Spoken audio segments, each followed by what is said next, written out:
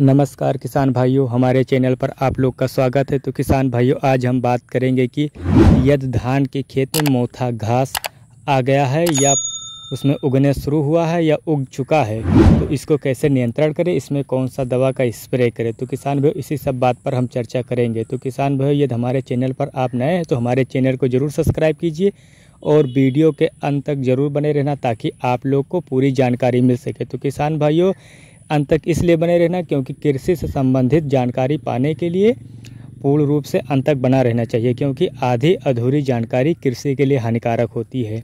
तो किसान भाइयों, चलिए हम शुरू करते हैं कि यदि आपके धान में मोथा घास आ गया है तो उसमें कौन कौन सा स्प्रे करें और इसे कैसे नियंत्रण करें। तो किसान भाइयों, जैसे आप लोग का धान लगभग 35 से 40 दिन का हो गया होगा और कुछ किसान भाइयों का इससे कम होगा, कुछ किसान भाइयों के इससे ज़्यादा होगा। एग्जैक्ट नहीं बता सकते हैं क्योंकि रोपाई धान के मतलब जुलाई महीने में चलती रहती है, तो इसलिए कभी धान इतना दिन का हो गया होगा, कभी ज़्यादा कभी कम।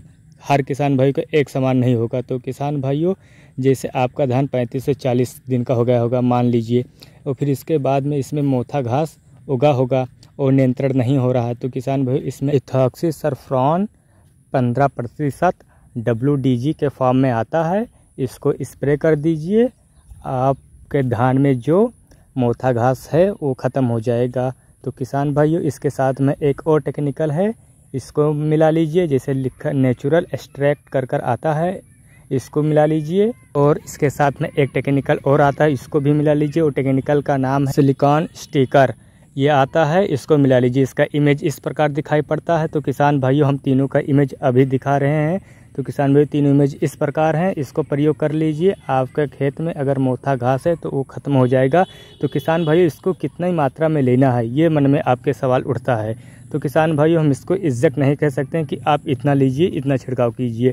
आपके धान में मोथे की कंडीशन क्या है, वो किस प्रकार है, ज़्यादा है या कम है, या किस प्रकार का आप धान है, मतलब छोटा है या बड़ा है, इस पर हम नहीं देख सकते हैं, तो इसको एग्जैक्ट नहीं बता सकते हैं। तो किसान भाइयों, आप जहां से इसको ख़रीदें किसी भी दुकान से, वहां अपने धान की पूरी कंडीशन दुकानदार को बताएं। वो दुकानदार आपको बताएगा कि कितना इसका डोज लेना है और किस प्रकार छिड़काव करना है।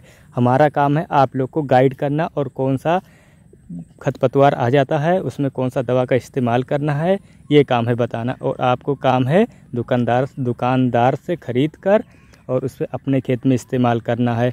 और इस्तेमाल किस प्रकार करना है वो दुकानदार आपको ज़रूर से बताएगा। तो ये हो गई खरीदने वाली बात। तो किसान भाई, इसमें कुछ सावधानियां होती हैं, ये सावधानियां हम आप लोग को बता सकते हैं। तो सावधानियां इसमें ये होती है कि आपके खेत में नमी होना चाहिए। आपके खेत में सिर्फ नमी होना चाहिए, नहीं कि आपके खेत में पानी भरा हो। आपके खेत में यदि पानी भरा है तो आप पानी को निकाल दीजिए, तब इस दवा का इस्तेमाल कीजिए। और नमी बनी रहना चाहिए। उसके बाद में 2 से 3 दिन के बाद अपने खेत में पानी भर देना चाहिए। ये होती है सावधानियाँ। ये कंपनी भी कहती है जो बनाती है ये वाली फार्मूला। और किसान भाइयों, इसको ज़रूर से प्रयोग कीजिए। तो किसान भाइयों, इसी तरह वीडियो का अपडेट पाने के लिए हमारे चैनल को ज़रूर सब्सक्राइब कीजिएगा। तो किसान भाइयों, चलिए मिलते हैं अगले वीडियो में नए टॉपिक के साथ। किसान भाइयों, यदि आपको किसी भी प्रकार की समस्या है तो आप कमेंट करके पूछ सकते हैं, आपको कमेंट का जवाब तुरंत मिलेगा। तो किसान भाइयों, चलिए मिलते हैं अगले वीडियो में।